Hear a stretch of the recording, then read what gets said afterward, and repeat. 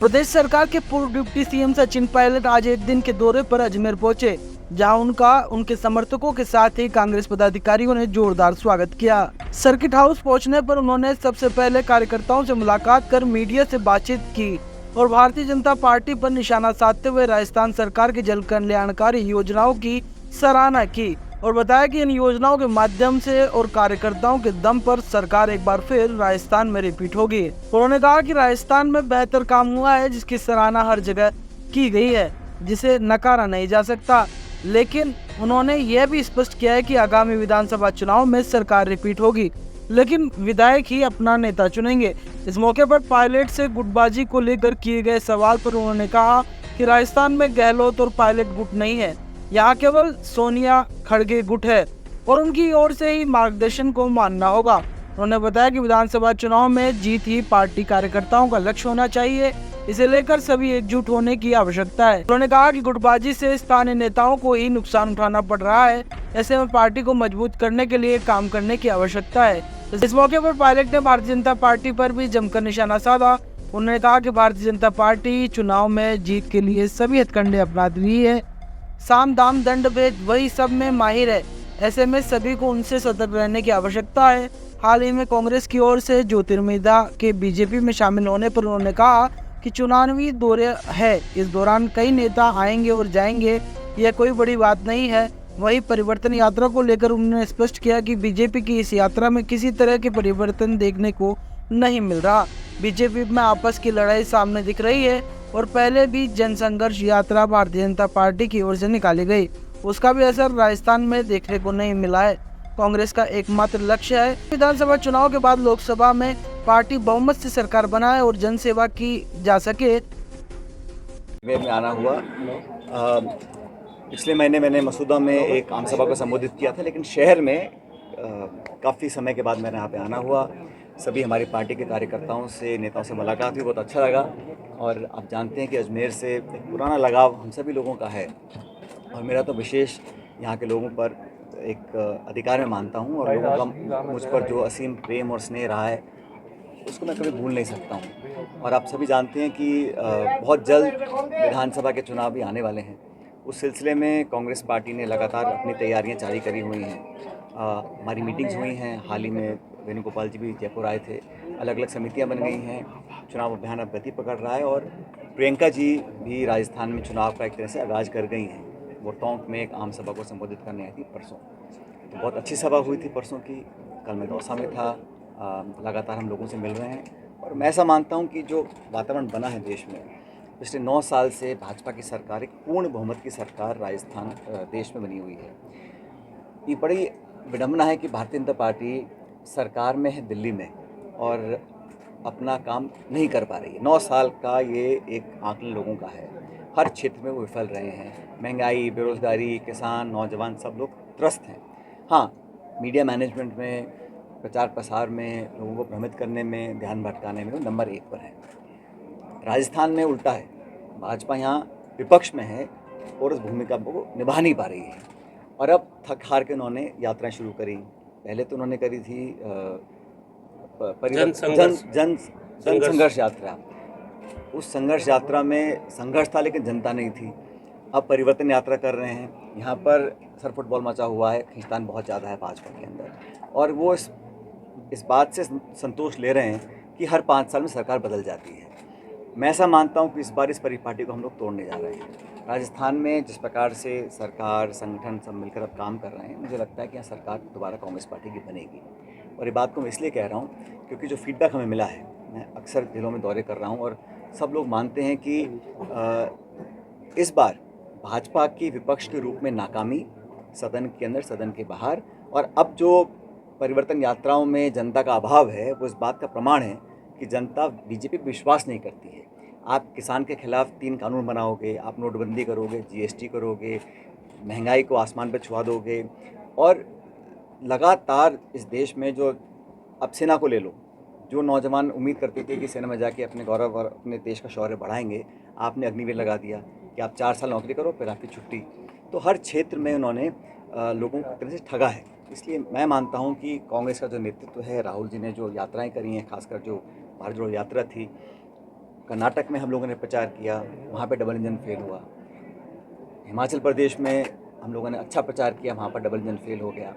और ये जो उम्मीद करते हैं कि राम मंदिर के नाम पर, हिंदू मुसलमान के नाम पर हम सत्ता में आ जाएंगे, वो अब लोग समझ गए हैं। तो शुरुआत में तो लोग भ्रमित रहते हैं कि भाई ये अच्छा एक जज्बाती मुद्दा है, इस पर वोट बढ़ जाएगी, लेकिन मुझे नहीं लगता है कि इन 4 स्टेट्स में, खासकर मध्य प्रदेश, छत्तीसगढ़, राजस्थान, तेलंगाना, इन स्टेट्स में भाजपा की परफॉर्मेंस अच्छी होगी। मुझे लगता है चारों स्टेट्स में कांग्रेस पार्टी की सरकार बनेगी।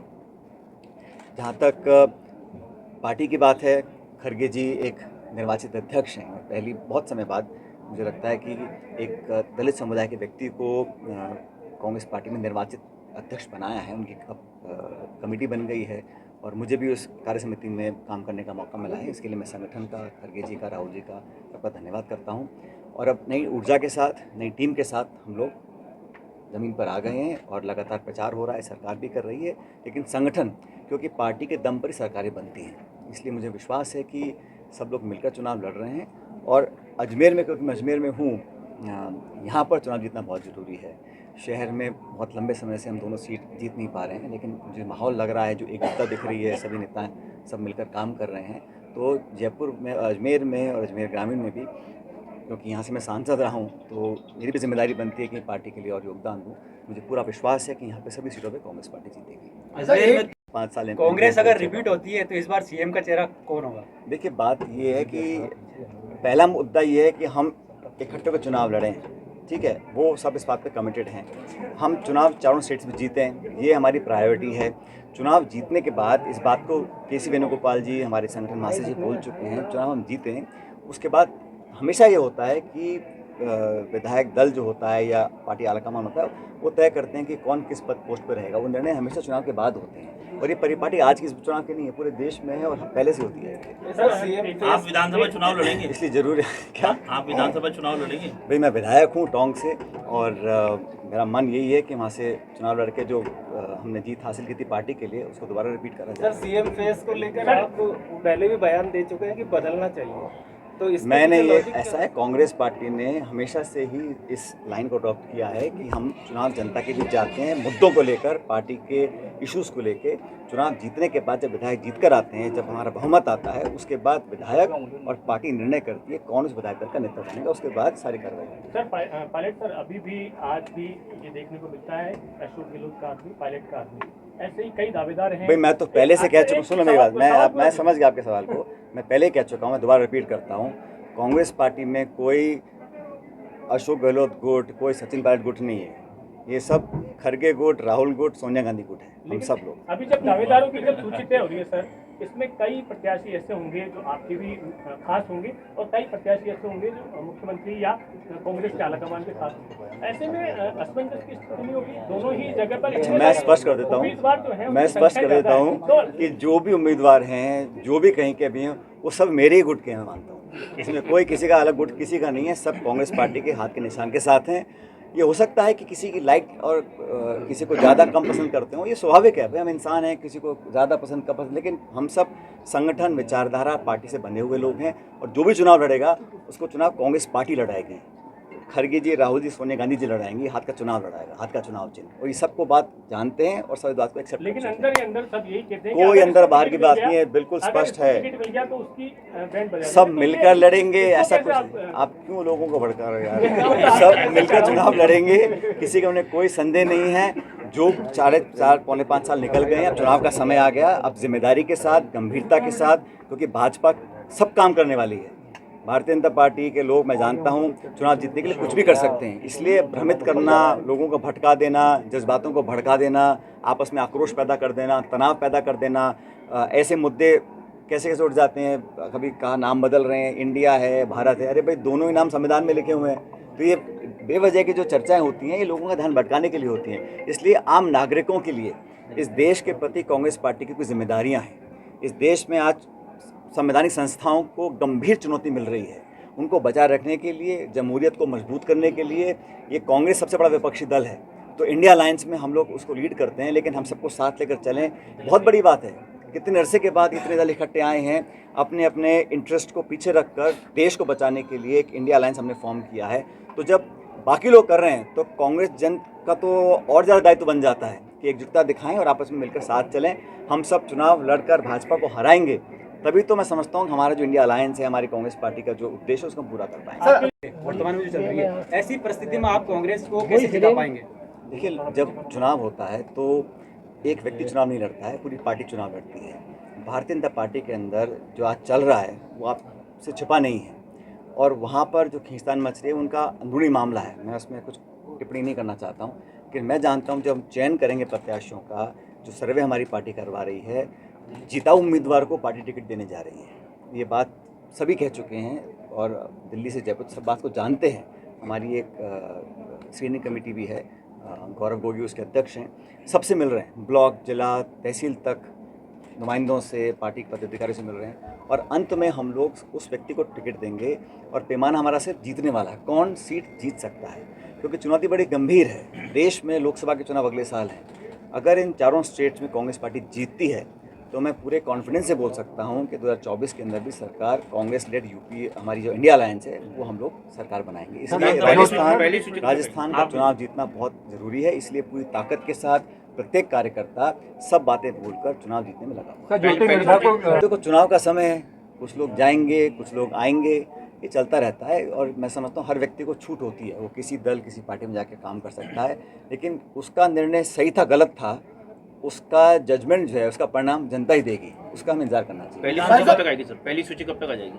मुझे लगता है हमारी मीटिंग चल रही है, और जो हमको समय ठीक लगेगा उसके आधार पर हम अपने डिक्लेरेशन करेंगे। सचिन सर, आप मैं जानता हूँ गौरव साहब, और आपने उसके लिए जन आंदोलन करने के लिए, तो क्या इस आंदोलन को या इस मांग को, इशू को नॉट एट ऑल, नहीं। जो पेपर लीक्स हुए थे उसके खिलाफ सरकार ने एक संशोधित नियम बना है, कानून बनाया है, और उसको सख्त किया है, उसकी और गहराई से जांच होने का एक स्वरूप तैयार किया है, और जो सज़ा की जो मापदंड थे उसको बढ़ाया गया है। उसको शिकंजे को पकड़ने की कोशिश सरकार के इस बिल के माध्यम से होने वाली है। और जहाँ तक आरपीसी मेंबर्स का सवाल है, वो बात बिल्कुल स्पष्ट है, बिल्कुल सही है। वो व्यक्ति मेंबर्स बने, चयन बने, जिनका एक मापदंड तय होना चाहिए, ताकि वो जो सिलेक्शन हो उसमें पारदर्शिता बरती जाए। और अभी जो आरोप लग रहे हैं, ये आरोप लगने की नौबत ही नहीं आएगी अगर आदमी ऐसे हों, व्यक्ति ऐसे हों जो एक क्राइटेरिया के माध्यम से उन पदों पर बैठाए जाए। वो बात जायज़ है, इस बात को स्वीकार किया है, पार्टी सरकार दोनों बात को मानते हैं। मैं समझता हूँ आम आदमी मानता है कि जो चयन होता है वो करने वाले लोग अबव बोर्ड होने चाहिए, उनकी इंटेग्रिटी, उनकी क्वालिफिकेशंस पर कोई संदेह ना कर सके, व्यवस्था को बनानी पड़ेगी। सर, आपने कहा जीत का रास्ता एकजुटता और कार्यकर्ताओं की मेहनत से होकर निकलेगा। अजमेर की बात करें तो यहाँ पे पिछले कुछ समय में पार्टी के सीनियर लीडर्स पर कांग्रेस के ही लोगों द्वारा मुकदमे दर्ज करवाए गए, मानहानि के दावे भी हो रहे हैं। बड़ा दुर्भाग्यपूर्ण है अगर ऐसा होता है। मुझे लगता है छोटा मोटा खींचतान चलती रहती है हर संगठन के अंदर, लेकिन सब लोगों को समझना चाहिए कि ये बहुत महत्वपूर्ण जिला है, और यहाँ पर कांग्रेस के जो धरातल के वर्कर्स हैं, जिन्होंने सालों तक यहाँ पर काम किया है, उनकी भावनाओं को समझना चाहिए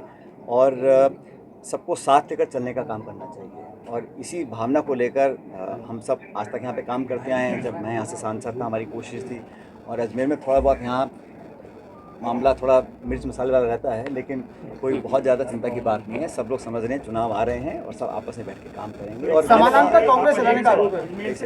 चुनाव लड़ने के अब ये चुनाव आ रहे हैं, लोग बयान देते हैं, लेकिन मुद्दों की बात कोई नहीं कर रहा है। मुद्दा ये है कि 25 सांसद जीत के गए राजस्थान से। आपने राजस्थान को क्या दिया? ARCP के प्रोजेक्ट को आपने मान्यता दी।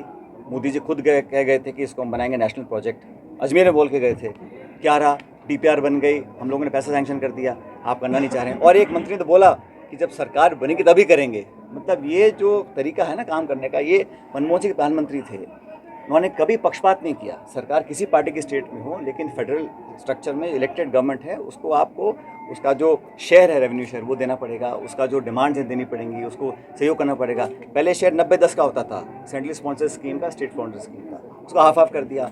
हज़ारों करोड़ राजस्थान सरकार का जो है बकाया, वो दिल्ली दे नहीं रही। हमारे सभी सांसद बच्चे जीत के गए लोकसभा के, उन्होंने क्या योगदान दिया है बताइए? कोई नई पॉलिसी बनाई हो, कोई राजस्थान को विशेष दर्जा प्राप्त हुआ हो, कहीं रेलवे लाइन सैंक्शन की हो, ARCP को सैंक्शन किया हो। और ARCP को लेकर मुझे लगता है भारतीय जनता पार्टी को अपना रुख स्पष्ट करना चाहिए। अब ये बहानेबाजी का समय नहीं है। आप अगर करना चाहते हो तो आप करिए।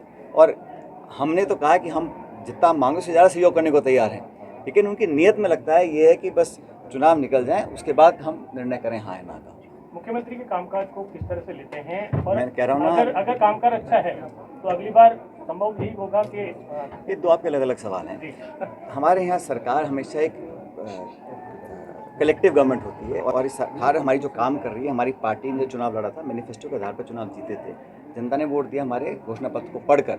उन नीतियों को क्रियान्वयन करने के लिए कैबिनेट और सरकार ने पॉलिसीज बनाई और लोग उसको पसंद कर रहे हैं, और मुझे कहने में संकोच नहीं है, सरकार की अच्छी पॉलिसीज रही, अच्छा वर्क रहा और लोग उसको अप्रिशिएट भी कर रहे हैं। और जनता में अब उन पॉलिसीज़ को जो हमने लॉन्च की हैं उनको जनता तक हमारे कार्यकर्ता पहुंचाएंगे। सरकार और सरकारी कर्मचारी एक लिमिट तक काम करते हैं ना। पब्लिक सेंटिमेंट बदलने के लिए कांग्रेस का वर्कर जो बूथ पे खड़ा होता है वो लाभार्थियों को जाके हम अपना कम्युनिकेट करें कि हमने इतना पार्टी के लिए सरकार ने किया है और पार्टी ने किया है, जनता तक पहुँचे। महंगाई अगर हम लोग कम कर रहे हैं, आज प्रियंका जी ने बोला ना मार्केट टोंक में, क्या ज़रूरत पड़ी है स्टेट गवर्नमेंट्स को महंगाई राहत शिविर लगाने की, क्योंकि केंद्र सरकार ने यहाँ पे डाका डाला है लोगों की जेब के ऊपर। 1200 रुपये का सिलेंडर बिक रहा है, एक समय टमाटर 200 रुपये का किलो हो गया था। तो सरकार की पॉलिसीज़ विफल रही हैं, इसलिए स्टेट गवर्नमेंट को करना पड़ रहा है। कौन स्टेट गवर्नमेंट चाहती है कि हम महंगाई राहत शिविर लगाएं? मजबूरी लगाना पड़ रहा है, क्योंकि महंगाई की मार लोग सहन नहीं कर पा रहे हैं, और इस स्टेप को गवर्नमेंट को सबने अप्रिशिएट किया है। अब उन पॉलिसीज़ और गवर्नमेंट के जो हमारे जनता के जो हमारे हमने काम किए हैं उनको आगे तक ले जाने के लिए कांग्रेस के कार्यकर्ताओं को कमर कसनी पड़ेगी और वही आगे लेकर जाएंगे। तो ये दूसरा सवाल का आंसर नहीं है। कौन सा वाला? तो ये अगर मुख्यमंत्री ने अच्छा काम किया है तो हमेशा यही होता है कि जो मुख्यमंत्री होता है वही रिपीट होता है। अरे भाई, मैं कह रहा हूँ सरकार रिपीट करानी है, सरकार रिपीट हो जाएगी। उसके बाद जैसा पार्टी की रीति नीति रही है, चुनाव जीतने के बाद विधायक जो चुने हुए आते हैं और पार्टी चुनी हुई आती है वो निर्णय करते हैं विधायक तो नेता कौन बनेगा। इसमें कोई मैं नई बात नहीं बोल रहा हूँ, पुरानी बात है। और सरकार ने काम अच्छा किया तभी तो हम लोग सब लोग कह सकते हैं कि हम पार्टी को जिताएंगे। अगर सरकार का काम अच्छा नहीं होता तो हम कैसे कह सकते थे? और मैं दावे से बोल रहा हूँ कि हम पार्टी के कार्यकर्ता के रूप में कि हम सरकार दोबारा रिपीट करेंगे, क्योंकि हम लोगों ने अच्छे काम किए हैं और लोग तुलना कर रहे हैं पिछली सरकार के इस सरकार के। और पार्टी की जिम्मेदारी बनती है कि अब वोटिंग डे पे जाके लोगों को निकालकर कांग्रेस के समर्थन में वोट डलवाएं। मैं मुख्यमंत्री की बात कर रहा हूँ। घटक हैं वो कह रहे हैं कि सनातन धर्म को भी समाप्त करना है।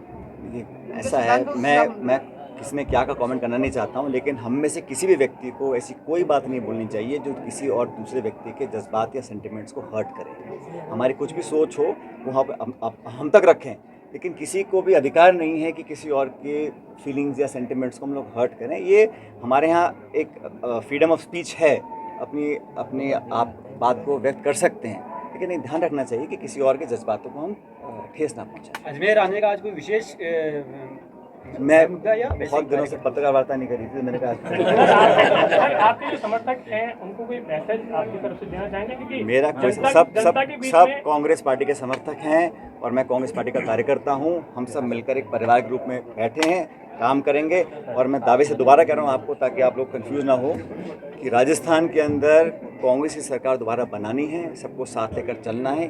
तेरा मेरा करने का कोई समय नहीं है। और जो हमारे पत्रकार साथी ये गुटबाजी की बात करते हैं, इसको आप विराम दे दें, क्योंकि सब लोग कांग्रेस पार्टी के गुट के हैं और सोनिया राहुल गुट के हैं। लेकिन पार्टी के लोग कह रहे हैं कि अजमेर में समानांतर कांग्रेस संचालित हो रही है। उसको कैसे समाप्त करेंगे? समानांतर कांग्रेस एक है, चुनाव चिन्ह एक है, ये तो बहुत बड़ा दरिया है, इसमें सब लोग शामिल होंगे। तो संगठन की बैठक शहर अध्यक्ष नहीं बुलाते हैं, कहीं और से उसका कॉल। धर्मेंद्र राठौड़ उसको साफ साफ पूछा धर्मेंद्र राठौड़ बुलाते हैं बाकायदा आरटीडीसी के अंदर। कौन बुलाते हैं? धर्मेंद्र राठौड़ आरटीडीसी चेयरमैन जो है वो संगठन की बैठक कॉल करते हैं। धर्मेंद्र राठौड़ आरटीडीसी चेयरमैन, हाँ है, जिन्होंने आपके लिए भी स्टेटमेंट दिए थे पहले। मैं देखा नहीं कैसे वो बाकायदा उनका आरोप है कि वो समानांतर कांग्रेस चला रहा है। और नहीं, मुझे लगता है ऐसे कोई कर रहा होगा। अगर कोई नहीं कर कर रहा रहे नहीं तो आपके ये विजय जी वगैरह सुन लो ना, मुझे लगता नहीं ऐसे कोई कर रहा होगा। अगर कोई कर रहा है तो ठीक नहीं कर रहे हैं, हम सबको साथ में। पायलट साहब आखिरी लेकिन मुझे लगता नहीं ऐसे कोई कर रहा होगा। आखिरी सवाल, राजस्थान आखिरी क्यों? 2 और पूछा।